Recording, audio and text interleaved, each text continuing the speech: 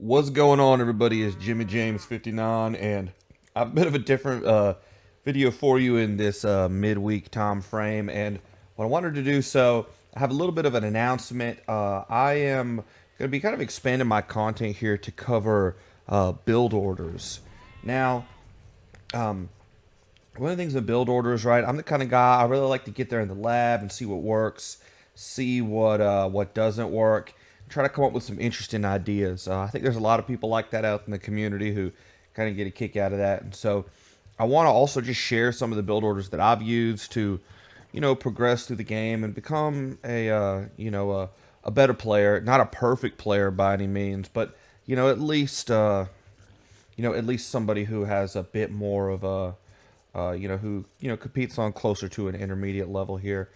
And you always see the folks in on, like, say, like AOE2 Reddit, talking about how they it's taking them 200 games and they're back up to 1,000 elo, and that's a cool thing, and I really like that. And so if I can share things that I've done and it can help people stay above that range, if that's important to them, then cool.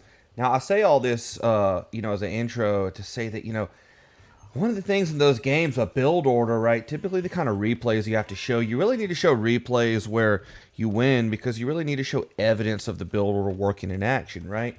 Now, I'm all about humility, and I don't want to ever create the impression among people falsely that, that I just win all the time. And so, because I really do think that there's a lot you can learn from analyzing your losses as well.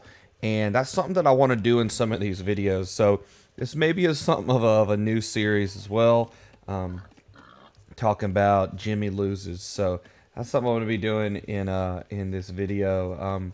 You know the outcome already, so it's maybe a little less exciting in some way. But the important thing, though, and what I want to show is how Jimmy loses. So, and Arena is a good game to demonstrate that on, because I'm not the best Arena player. So if you have some comments you want to like and subscribe, and put that comment down in the chat if you have any tips for me, because I'm going to play this one a little bit different. I'm going to tell you where I think I went wrong, and my opponent has a strange, look at my opponent's build here.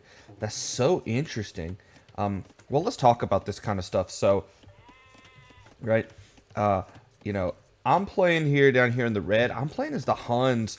I actually quite like Huns on Arena. I've had some success with them, and I'm going to do kind of an interesting strategy here that I'll get into in a second. But I love the fact that you don't need houses with Huns, and even on something like Arena, right, your base is very cluttered, and having all those houses really gets me kind of claustrophobic. So I feel like Huns actually play out pretty smoothly on Arena. Taking a look to expand out a little bit, this base is actually really nice. Back gold, back stone, some really nice wood lines, so I can't complain at all about this base. Now, if you take a look at my opponent's base, I like his base a lot less. These stones are both very forward. Main gold to the side, this gold is forward. I mean, basically all the resources are at the front of his base, so this is something that, and if we go ahead and take a look and see what I see, right, I definitely don't see what's going on in his base just yet, but perhaps we'll get there someday. As I'm gonna go up north, head a little bit, and see what he's going up to. Now, this is kind of a clash of civilizations, in that I think Huns are not thought of as a great arena civ. I think that they're actually a little underrated, because they just have such flexibility in the kind of units they can go into. That's one of the reasons why on Arabia for so long, right? We would see Hun wars being really popular, because they have a way of playing out kind of differently each time. So I've always thought the Huns might be better on Arena, and so sometimes I like to play with them just to see what I can do. Now, Poles, on the other hand, I think are regarded as maybe the strongest arena civ right now, and I'm not saying this to make an excuse for losing, because well, let's watch the game and see what happens, because my opponent, I think, in this game plays it really well, and so I always tip my hat off. But let's see where I can go wrong. You already see a little bit of idle time at the town center here for me. My opponent still doing pretty good. So a little bit of auto time here. And I'm actually going to go up on 25 population, right? So I'm going to try to get a bit of a fast uptime because my plan is to take map control and contest relics, but do it with cavalry archers, right? And so, because you get the cheaper cavalry archers with the Huns, my thought process is that if he has scouts out, I can snipe them with cav archers, and if he has knights, I can run away. If he has monks, maybe I can shoot them in time, right? So it's just that kind of thinking. I kind of like the idea of trying to collect the relics with cav archers, and so let's see how that plays out. Meanwhile, my opponent is up to the next stage a little bit later than me. He's going on 27 pop. But again, the idle TC time on my end, about 16 seconds. Not a huge deal, but also not great. I feel like Arena as a map really punishes you if you don't macro properly, as we see a lot going out to berries for our opponent here. And I actually kind of like this from our opponent because, you know, you really want to put the farms around this full work, and so you do want to get rid of these berries basically as soon as possible. The food collection is pretty slow, so this might be something of a sacrifice, but I do like the basic idea about it. Now, he's staying at home. Meanwhile, I'm prowling around the map, pretty good here. Gonna go check, investigate. We're up. If we go back to the base, right? We're gonna have an archery range and a blacksmith, and our food count is looking pretty good so far. Now I see the forward stone here. I did not really investigate much into his base. Arena's kind of hard to know what your opponent's doing oftentimes because they can hide things if they want to. Alright, so look at our pole player here, right? He's already getting horse collar. Now, why is he wanting to do that? Well, these farms are going to generate a lot more food automatically as soon as they get seeded. So, take a look at the food count up here. This is going to show you one of the reasons why poles are just so strong on Arena. His food count should explode. Boom, boom, boom. Man, wow. That's amazing. Look at that. So he's got 8 farms immediately around the full work. And he's on up to the next stage. Now, we're up to the next stage, too. So we had a pretty nice build. Again, we were able to do that and have no idle time in there. He had a little bit. So we're pretty even for the most part, I would think. Standing here chilling out with the relic, right? Want to probably try and get that. And I'm also getting horse collar down here. I actually usually get horse collar the first thing on Arena just because I usually have the food and wood, and I like to go ahead and seed farms, and it's comforting to know that they're going to last a little bit longer, and then I get the wood upgrade a little bit after that, right? I think that's actually a decent way to do it, and my plan here, right? You know, let's see if we can get some map control going, right? Running away from his scout a little bit, doing a little chasey chase, right? But so far, not so bad, not so bad. And yeah, and so we're gonna see how this goes. Now, taking a look, the idle eco time, right? It's pretty even here so far. A little bit for both of us, but honestly, feeling like I'm in a pretty good spot here.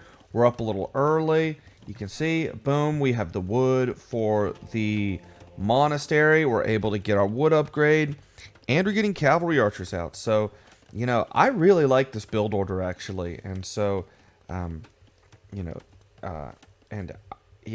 think it's an interesting thing to do. I've seen it a couple times. I actually saw a little bit in Masters of Arena 6. I've been doing this for a while, so I can't say that I got the idea from there. But it's nice to see higher level players trying out the same basic idea. As I think that wolf is gonna get a shine of what's going on. He's working for the enemy here. But hopefully the scout will be able to take care of him, and then we can try to shoot at the scout with our cav archer a bit. So we're taking some map control, and now, right, we have the wood to get another TC up. So we're going to go ahead, get another TC up, and get this monk out here with the relics, right? So, meanwhile, our opponent is investing in a lot of eco upgrades. Very smart, by the way. He's immediately going for a castle, right? So here's another thing about poles is that they mine, as they mine stone, they also get gold, which is insane. Um, so yeah, it's a really nice bonus, and so you can get a castle very very quickly. I should say that even though I know how this game turns out, I actually haven't watched it, and this was a really disappointing moment here where this scout delaying this relic coming in, but we've moved it closer to the base, and well, all in all, I think we're going to be okay. Notice, right, our villager count is pretty similar, and we're both on 2 town centers, so I would say at this point, this really seems like an even game. So thinking about where this game is going to go wrong, right, I don't think it's gone wrong so far, and I actually think that going with this route should enable us to take pretty good map control, right? And as we're really gonna try here and get the relics. So, and that's what I want to do here, right? Is get these relics. Right? We have a surplus of wood, and one of the things I am really nervous about is playing against the Poles in late game. I think they're a very strong late game civ, and so instead of going for a 3rd town center, I am electing just to make farms and try to get that food count up and see if I can get faster to the next age a little bit faster than my opponent, who is going for a 3rd town center, going to be taking his main gold there. I like that town center. It's got a wood line, got a gold, and it's protected even. And this castle is really good too because it protects this stone as well. So, yeah, really smart castle from him there.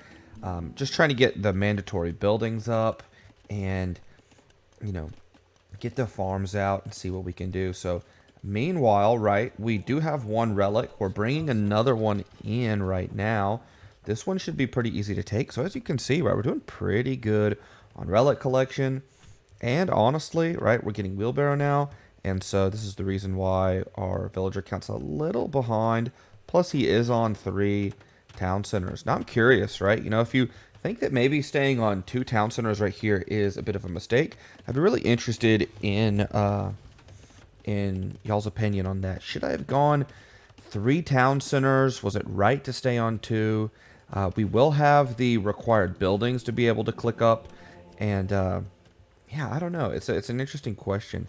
But right, as of right now, even with the 3 town centers, right, we do have a lead in terms of the number of farms. But this food eco is just polls are pretty wild. Polls are pretty wild when it comes to that. But hey, look, we've got relics. So if you're playing right in the game right now, and you've got already, you have a 3-2 relic lead, you're probably feeling pretty good. And I'm not getting, I have these cavalry archers patrolling around, right? So here I am feeling pretty good about where we are and what we're doing here. So, we are starting to fall behind a little bit in terms of villager count. That is true. But notice we're about to have the resources to click up to the next age. So, again, kind of terrified of dealing with Poles in late game. And so I want to try to get, see if I can get a bit of an advantage on them. Right. So, it looks like we are going to get this relic in. There's no real military out there in the field. We have all of the military and we've clicked up. So we're going to have a really fast Imperial Age time, probably coming in at around 27 minutes, going 2 TCs because of that. Going to get a market up to see if we can balance some eco a little bit. Okay, so here's the thing, right? And this is where, right, so I don't think we're in a bad situation here yet. Getting a stable up so we can get some upgrades. And right now what I'm thinking is that, well, maybe I can go with a classic heavy cavalry archer hussar combination. So I'm going ahead and getting fletching. I'm going to get those upgrades, right? Really need to be committing more villagers to this, to getting these buildings up. My opponent has not yet started making military yet, but he is getting the armor upgrade for cavalry. So that is what we're going to expect to come down the line here. And meanwhile, we're still just patrolling. It looks like, how many relics do we have now? All right, we have the 4th, And we're going for the fifth one, and it looks like we might just get it. So, you know what? I mean, again, this is one of these situations where if you could have a 5-0 relic lead or even a 4-1 relic lead, you'd feel like you're in a really, really, really good position. Notice our opponent does have some more farms. He's taking a bit of an eco lead, and we're getting these cav archer upgrades here, and now we're committing some more villagers to getting some buildings up. And what I want to do is I'm thinking about making siege rams, right? Making siege rams, and maybe going with that as my siege unit, right? Now, these cav archers are going to go forward here, right? It's our opponent, right? Taking a look at his base, right? Getting stables up again. We haven't seen any military being created yet, right? So he has no military out there on the field. And going ahead, getting loom, researching capped ram. Okay, right? Not looking bad so far, right? If we zoom in just a little bit here, and getting bracer. So again, we're having a pretty good technology, and we have about a minute or so lead. I guess the thing is, what I'm thinking about right here is, though, I'm not doing anything with being up this early, am I? Right? I mean, I am getting some buildings down. But other than that, right, getting Parthian tactics, we're going to send these cavalry archers, right? We're going to station them here. We're getting chemistry now. Right? So we're trying to get all these upgrades on our cav archers. And, you know, our farms are in an okay mass. And, you know, here, right, here we see, right, here now we're going to see what's going on with our opponent, right? Probably should have scouted this out much earlier. Okay, so now I see the castle, right? And I'm thinking, oh, this is going to be some kind of a night spam. And this is where now he's the next age. I get really worried. And so what I do is decide, well, maybe what I really need is something like Halb Siege Ram, right? Because Huns do get both of those. But the downside with your Halbs is you are missing the last armor upgrade. But my thought process is that if he's making stables, he's probably not going to have a lot of ranged units anyways. So that's what I'm thinking here. And again, I'd be really curious, right, in the comments, right? Is this a mistake? Should I have not gone into making these barracks and getting the pikeman upgrade? Should I have stayed in my composition? Or was this idea of going for cavalry archers, which, as you can see, I'm not really even making any more of them right now, right? Should I have actually gone to this Halb Siege Ram composition from the beginning, right? If I'd have had that, maybe, as we see, my opponent, right, is making light cavalry and is garrisoning them in his castle for some reason. I don't know exactly why. And it looks like he's going to go with like this winged hussar. He just got chemistry. He's got a lot of farms, right? And maybe this is where this staying on 2 town centers, right? I'm still on 2 town centers. And maybe this is where it's really coming back to bite me, is that I don't have the eco to support an Imperial Age army. As we are getting a castle down, we are getting units down, and I have a number of them queued up. He's got a 20 vil lead. Yeah, and so I guess my thinking right here is that I actually think, and again, trying to learn from my own mistakes, and maybe you guys think this too, I think given, right, what I did with this early imp, I think it might have been a mistake to go up this early. I think maybe I should have stayed in Castle Age for a bit longer, gotten on 3 town centers, and gone that route, because I don't really have that much of a military lead at this point. I didn't really do any damage with the forces I had upon hitting him, so I didn't take advantage of a power spike either. I didn't really take any new territory or position, and his economy, right, he's got about a 20 vil lead, and I think he's going to be able to finance an Imperial army here that might be difficult for mine to stack up with. So look, we do have this military lead, right? We see these winged hussars. Our halberdiers should do very well against them. Now, meanwhile, right, he's going for bombard cannons, and he's going to mix in some scorpions, right? So, because he sees the infantry. Yeah, that's a pretty smart move. And bombard cannons on arena are really, really strong. And Poles do get bombard cannons And I believe now that they get siege engineers, I think that was in the latest patch. Somebody correct me if I got that wrong, but that means Polish bombard cannons are, are really pretty decent. As we see another castle that's going to come up and protect this area. Now, right here I am just kind of sitting here with my army. If I send my army in right now, right, I think that this might get denied because, we do have 39 halbs and he has 39 winged hussars. We definitely win that fight. But there's also some onagers. He's kind of got a mix of siege in here. We have 22 cavalry archers. We actually have a really big military lead. I think that we kind of blew an opportunity here to take this position.